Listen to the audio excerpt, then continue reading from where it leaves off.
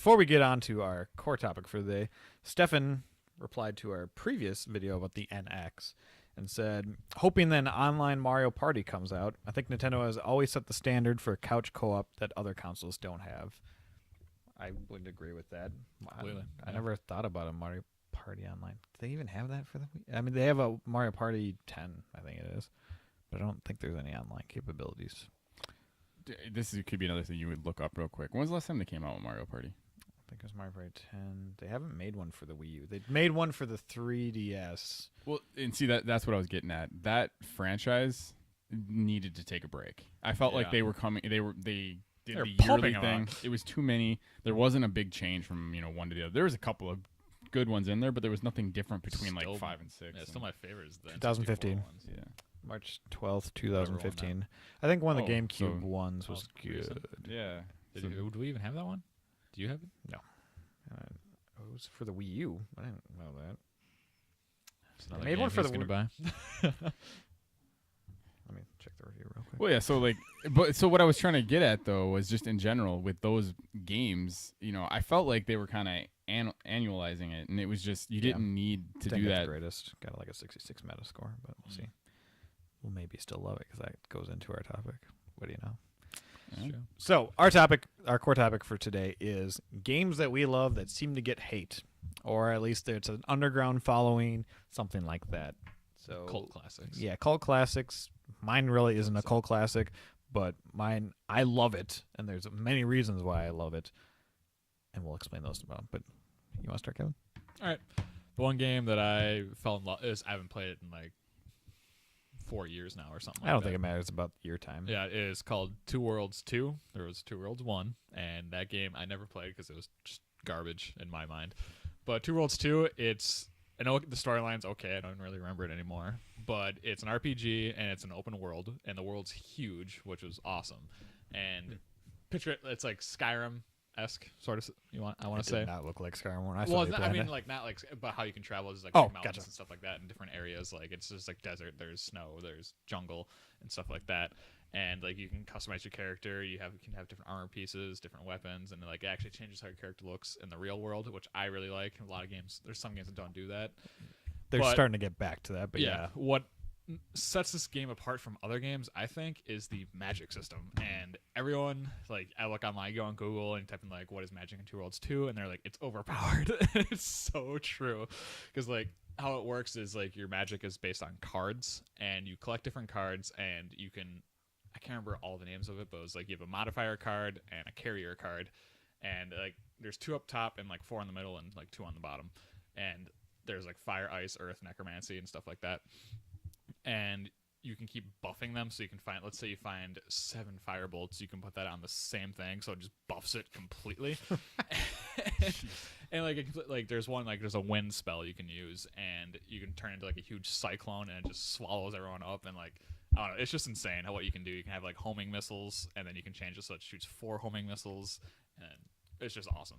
Now, see, the thing is that really the only thing you like about, I mean, you said you like the armor and stuff. Is that enough for you to play it, I guess? For that game, yes, it was. Because because you could, it was so versatile. You could just completely change everything. Like there's so many spells.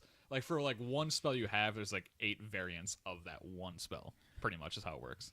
So is it kind of just one of those games like you don't have to really take it seriously? You're just having a blast. I didn't take it seriously at all.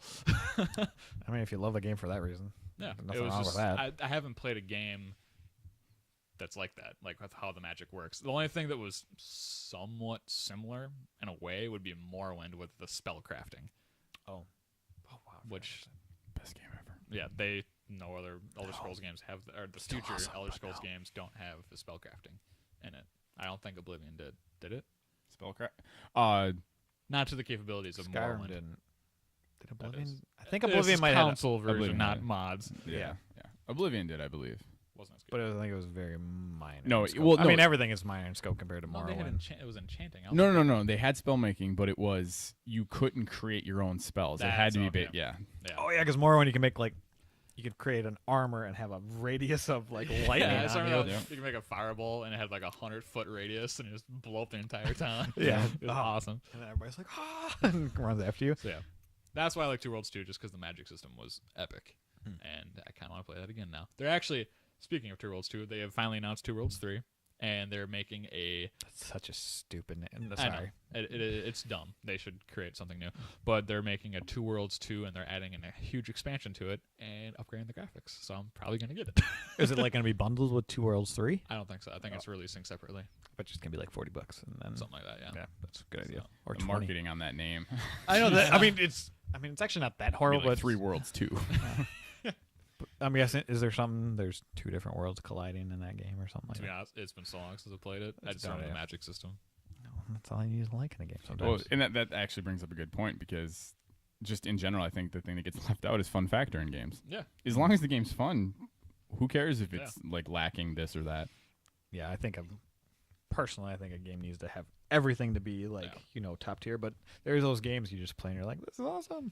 Yeah. Let's go blow. I'm pretty sure it was only Crap stuff. popular because of the magic system, because the normal fight wasn't that great. Oh, yeah, and I remember. And I'm usually not a magic character. I've given on my Dark Souls 3 character, I'm finally being a magic person, but I'm always the tank or the strong character.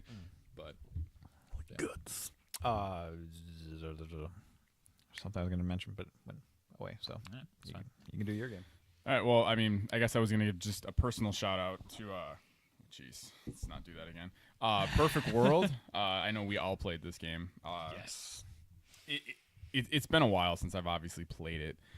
For people that don't know, it's an MMO, free to play, which gets a lot of crap. But yeah, well, and it's it's the typical JRP kind of that style where heavy grinding. But I'll kind of go into I'm sure another video someday about how much, because we all played that game. I obviously played it the most. Played it I more than us. destroyed that game.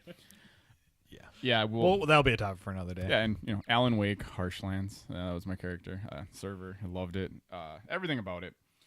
My game in general that I liked the most, I guess it's just for whatever reason it's never caught on, and yet if you have a PS4, if you have an Xbox One now, if you have a PC, you have it. You just don't know it, and that is Warframe. We've all played it. It's I guess you could kind of call it an MMO. It's definitely Yeah. sort Multi-online of. player, at least. I mean, you got it's a shooter. It's you have magic systems. You got different skills in it. It's definitely different. They continue to update it, which is unbelievable, just for it being a free to play game. It looks a lot more like Destiny now. It's Yeah, weird. it has. Yeah, that's right. it's kind of actually for people who are disappointed in Destiny. I would say give this game a try. I think it has a chance. It's got a really good a melee system. The shooting's good. Yeah, it's. The customization, I think, is what kind of gets it for me, because you can customize everything in that game. Your armor, the color. You can customize the inside of your ship, the outside of the ship.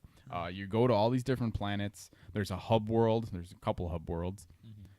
Yeah, I mean, you can just play with friends. I mean, the three of us all played together. Yeah. The thing I liked probably the most is how you're traversing. Like, you can just jump and slide and Yeah, it's run very walls. fast-paced. Yeah, it's really cool how they did that. My character, the sword special, is just so overpowered. It was awesome. But then it doesn't get overpowered eventually. The Excalibur, correct? Yeah, Excalibur, yeah. It gets destroyed. I'm running Nova. Yeah, I think just in general, overall, we all had fun playing that game. It's a free to play game. There's definitely like the storyline. Yeah. It's weird. Maybe it gets better as we go further on in the game, but And of course, there's those free to play mechanics. there is an in-game cash shop. You can, I'm assuming, you get decently overpowered using that, but you can get everything in that cash shop by just farming, playing the game. It's obviously going to take you longer. Yeah, that's the thing I don't like about it. Like 7 days to create this piece of armor. Well, if you buy it, you can have it in 20 minutes or whatever it is. Yeah. Or right away. But yeah, no, I mean, it's kind of one of those games where if you're in the middle of, there's a lull in the PS4 lineup, which there really hasn't been for a while. There's so many games. But if you're just, you're strapped for cash, I guess, and you just need something to play, it's free. You just give it a try. Just see what you think of it. Yeah, Warframe for PS4, Xbox One, PC, definitely recommended. Is it Xbox One now? It is, yes. It just recently came out. Oh, nice. And yeah, they do literally add an update every month, and they add trophy support and every there's month. new like character. Like, what are they called? Warframes. Warframes. They're called Warframes, I guess. Oh, that makes They sense. add a new Warframe almost every other month or so. I mean, yeah, it's been a while since I think we've played it now, and I can't even imagine. I mean, since I had last played it, I went through a period where I played it a ton. I quit playing it, started playing it again. It had drastically changed. I'm sure it's drastically changed since then even. So that's what I like about it. So that's probably how I'll play that game when there is a lull and Yep. I don't feel like someone play it. It's almost like a new game every time, which is really cool. we do have a guild or clan Yeah. that, you know, we can continue to build. What was our guild called? Maybe we just make a new one we call 3Brothers. Probably should. Recruit people. Recruit people if we want to play. Dead World. We're called Dead World. Oh yeah, I love that. Shout out to Perfect World. That's where we started that. Yeah, the one thing I liked about that game too was actually the multiplayer. It wasn't that bad, and if you got good at it, there's be parts where you'd be playing with another Warframe that seemed a little bit more overpowered than usual. But I had fun with the multiplayer too. I think I made a video and I did pretty good. It was fun. I just love how you just jump around that game. I just love it. Yeah. Good choice. Good choice. It's like Ninja Gaiden in a way for traversing. Oh I would say. You can jump around. Jump around. Okay. So moving on. So my game has controversy with it is Final Fantasy 13-2. Okay, so 13 and Lightning Returns or Final Fantasy 13-3 were just kind of okay. 13 was garbage. That game was not good. I can defend that in another video. It's just not a good game. Some of the characters were okay.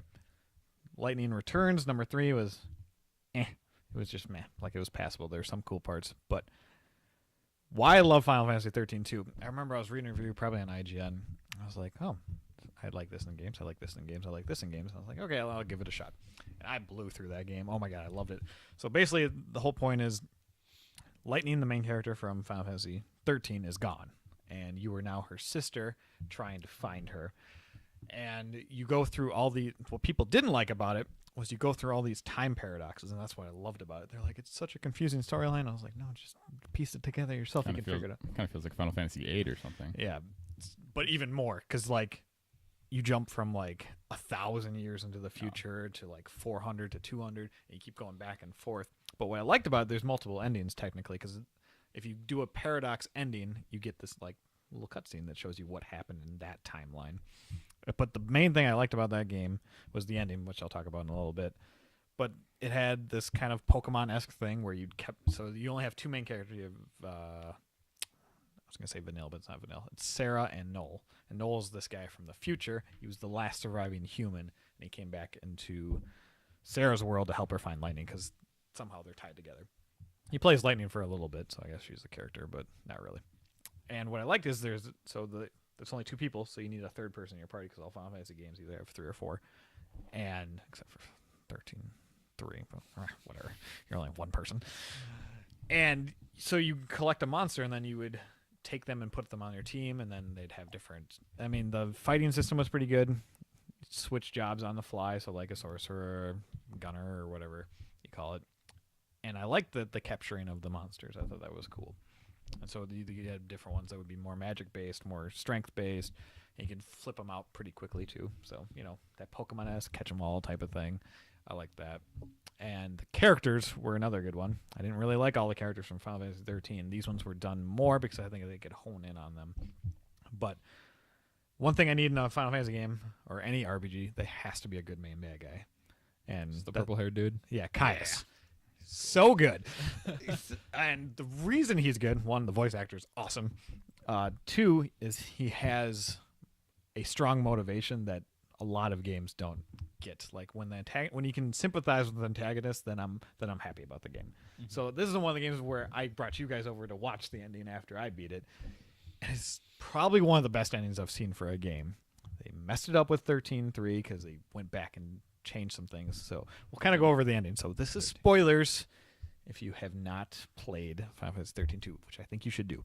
So Caius, basically, his motivation is he fell in love with this girl who is I don't remember what they're called. I'll just call them sorceresses for now. And they can see the future, but every single time they see the future and it changes in the timeline, they die. So he goes back in time to try and save all the Yules, because he becomes kind of embodied with chaos, so he like the evil of the world, because he keeps seeing his love of his life die over and over and over again. So he wants to get rid of time, basically, to save her, to not watch her die over and over and over again. I was like, okay, that's awesome. It's a great reason. Yeah. And so Noel, the other guy, is trying to. The reason he doesn't like Caius is because he's the reason that Yul keeps dying because he keeps going back in time to save her, but that switches time, and then she dies again. So at the very end, you fight these like Bahamut. You're in this Valhalla, and that's where time does not exist. And so you're fighting him. He turns into these like 3 big Bahamut things, and then he drops down. He's like on a beach. It's super cool. And he's like, "You gotta kill me." And he's like, and Noel's like, "I'm not gonna kill you." He's like, "Well, I already killed the goddess. I killed your sister, which is Sarah, your other main character." And it's so funny because he just like says it randomly, like, "I killed your sister," and you don't find out till the very end of the game, yeah, he did kill your sister. And I was like, that is so awesome. Like, but they changed that. They brought her back in 13. It's Lightning Returns, and that was a mistake, even though she's a really good character. So you have the option to kill him or not kill him, but I chose not to kill him, and then he just grabs his sword and kills himself. So because he's with chaos, he's basically immortal. But so you kill him, chaos goes up in the world, and you come out of this Valhalla world. You're like, yay, everything's good. And then you're just talking with, it's a beautiful movie screen or cutscene as well. And you're just talking with Sarah, and you're like, yeah, everything's good. And all of a sudden, her like eyes flicker, and she sees the future, and she just dies. And I was like, they actually killed her. And then so this other character that you're kind of playing with, Hope, like goes on the ship, and I was like, yeah, she saw the future, and she's like, we still switched the future even though we saved it. So like you made all the time paradoxes come together, and the timeline works. But then like this bell rings and chaos like floods into the world, and it's super awesome because everything goes dark. You get this bell ringing, and it floods into and it changes the world into Valhalla. So time like eats itself and basically becomes nothing, and it like creating this structure like the tower that's in the central of Valhalla, and it zooms in and it shows Lightning dead on the throne like in Frozen. So Caius was right; he did kill her. And it's just so well done. And the best part about it is like when Noel's thinking about this, you're hearing Caius's voice in the background telling you what would happen if Chaos was released and if he were to die. And it's just, I love that game. That ending, I watched that ending this morning just to prepare myself, and it still holds up. I think it's one of the better endings of any Final Fantasy game. I haven't beaten them all, but so I highly recommend it. So no more spoilers. I highly recommend that game. You guys like the ending. I brought you over. And you're like, oh, this is cool. It was very cool. As you're speaking or talking about it, I was just like picturing in my head. I'm like, oh yeah. And Caius is just such a cool Caius bad is guy. badass. He's close to not as cool as Sephiroth, but he's cool. Oh, that'd be a good question. I wonder who I like better. Sephiroth takes all, even though what was it Kefka. Kefka's version. I even like Ultimisia / Edda / There's another one. I can't remember the past sorceress in that game, but. So, let's go to, we asked the question if there's any games that people thought that were overrated that they liked. Another person, Stefan, got at me on Facebook. He said, Full Spectrum Warrior. Lots of people I met didn't like it because you couldn't shoot. That game requires lots of thinking. I'm not familiar with this game.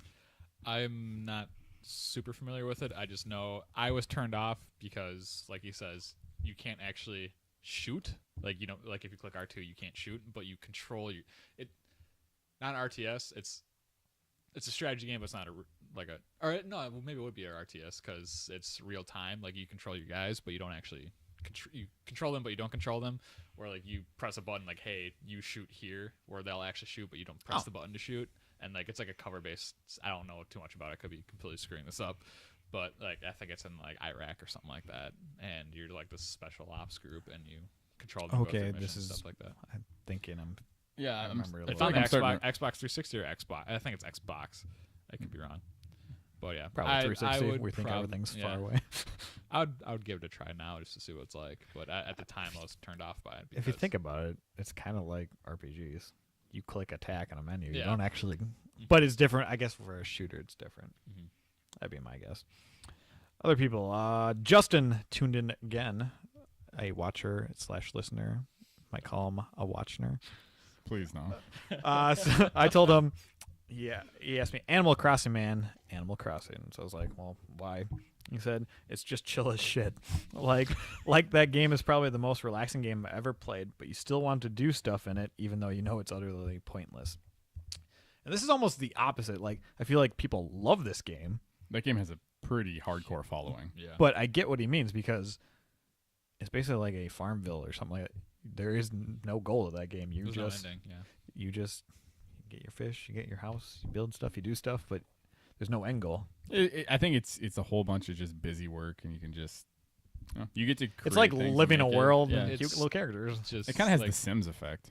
Yeah, you're like just completing goal. It's not to shout backlash him or whatever, but it's like feeling successful when you don't actually have to be successful kind of thing.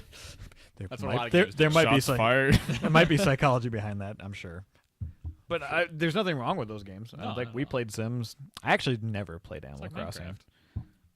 That's Anyway. true. There's love me some Minecraft. There's the ending, which I've Well, played I'm that game talking once. like creative mode and stuff like that. where Yeah, it's- exactly. Yeah, I mean, I don't. SimCity. Oh yeah, there's a lot of games Love like that that. game. Never mind. What's the new one that came out on? It's not new anymore on PC. Five. That No. had the horrible launch. But then they No. There's SimCity. Skylines. City Skylines. Yeah. I'm actually going to be purchasing that either today or tomorrow. I'm going to be playing it on PC, and it's basically It like looks awesome. it improved everything on SimCity, and just made it more complex. And it's finally gotten itself really stable. It's supposedly just an absolutely fantastic game. So I've been wanting to give it a try. All right, Justin. Maybe you willed him into doing that. Probably not. He probably would have done it without it. So here we go. Doug said Heroes of the Storm, which is kind of a callback to our last episode. You asked if Jessica didn't play it. So Did. he likes Heroes of the Storm. What did you like about Heroes of the Storm then? He didn't tell me why, so. I didn't really like much about it, actually. Just kidding. So that doesn't work at all. Doug is a huge Blizzard fan. I'll say but that straight I've up. actually played Heroes of the Storm with Doug, and so he actually showed me a couple different things about it. It's almost hard for me to explain. I like the concept of what a MOBA is, what they're trying to do with it. I like playing as the different, Blizzard heroes. Obviously, I'm a huge Blizzard fan, so being able to play as, Kerrigan and Zeratul and all those guys is really neat.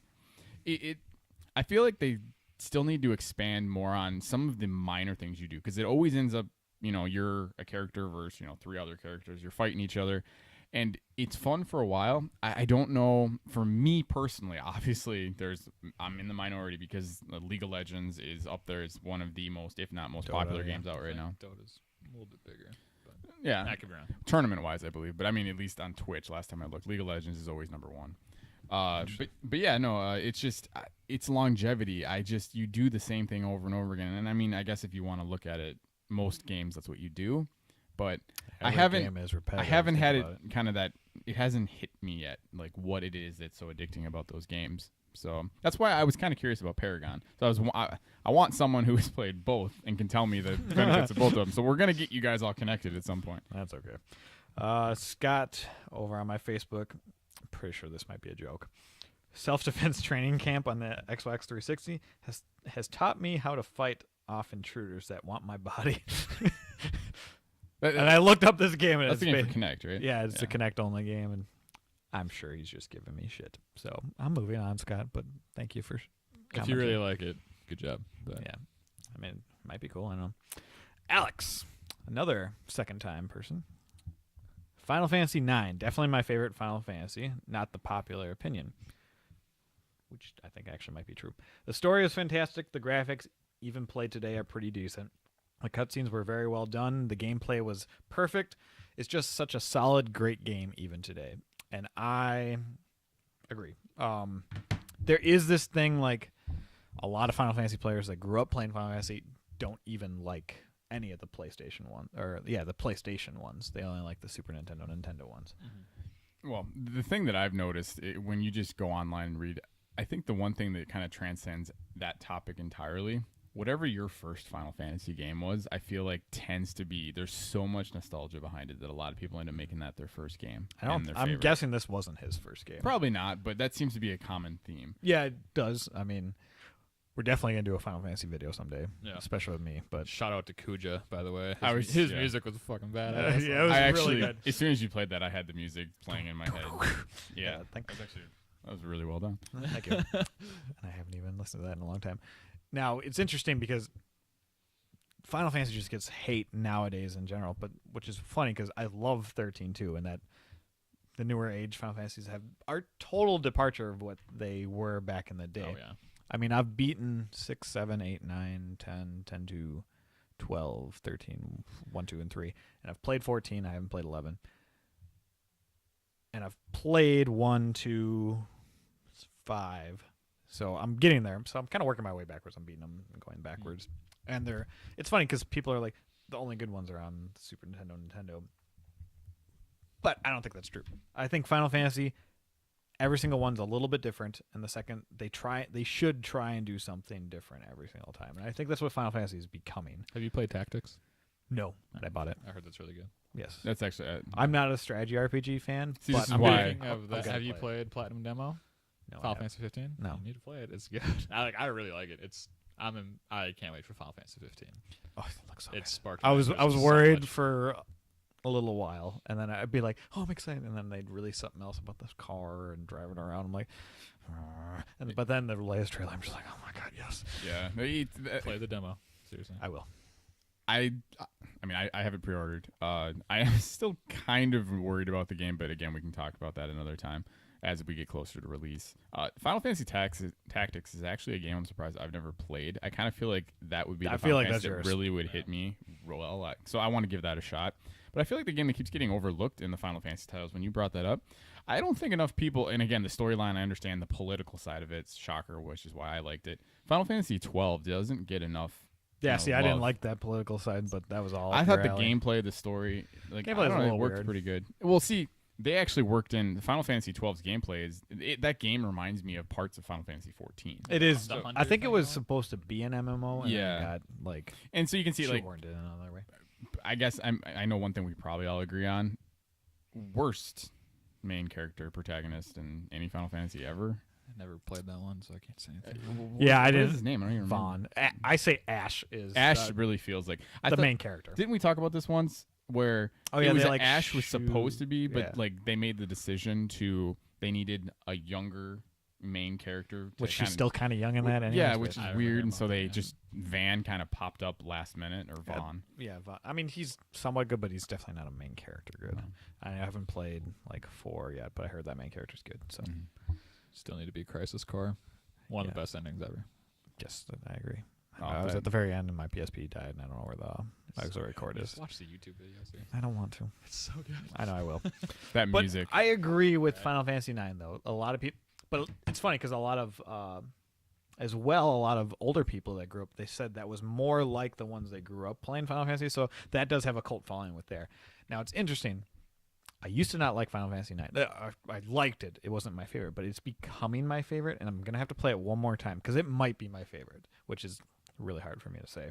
Because it's really hard for me to say which Final Fantasy is my favorite because I love them all for different reasons. Oh, yeah. And I'll explain that in a video later. But I have and the three. reason, this will be a spoiler, possibly. I'm not going to try and go with not so spoiler. So when you're at the final battle, some guy, this last boss just pops up, and I was like, "There's no backstory. Why is this guy here?" And I thought he was like supposed to be like death or something. But I was reading on forums and stuff, and they said like they think it's this other guy you kill later that like sprouts out and becomes death or something. I was like, okay, I have to replay that game and watch it really closely, because if that's true, then that might be my favorite game. I was going to add in real quick. There's actually, I think Final Fantasy X is a game that gets a lot of hate too. And there's actually, I read just recently a really interesting theory about that game that we're going to talk about off air. This is my reminder to tell you guys this. And so when we do that Final Fantasy, video someday down the road here, if this is true, it kind of changes up my feelings about that game a little more on the better side, I guess. It makes it really curious. Interesting. Well, if you liked what you heard today, you can reach at us at our Twitters, which are linked down below. Like the video, subscribe it, share it, whatever you feel like doing. Next week, I'll reach out on Facebook or Twitter with any more questions, so you can be a part of the show. It's fun having this little following of people. I did want to make one little add in here that I just want to say thank you. We all appreciate it. We just saw that we just hit 30 subscribers. That was not at all anything we were expecting, and that's unbelievable, and thank you guys so much. Every little person counts. We love it. We're just doing this for the fun of it, but if we get a following, build a nice, happy family. Just a quick shout out to Life is Strange, by the way. Everyone get it. Best story. That's of the really random. Doesn't make Talk any about sense. underappreciated games. It was definitely underappreciated. I don't think so. It was. As Okay. not a big following. So Really?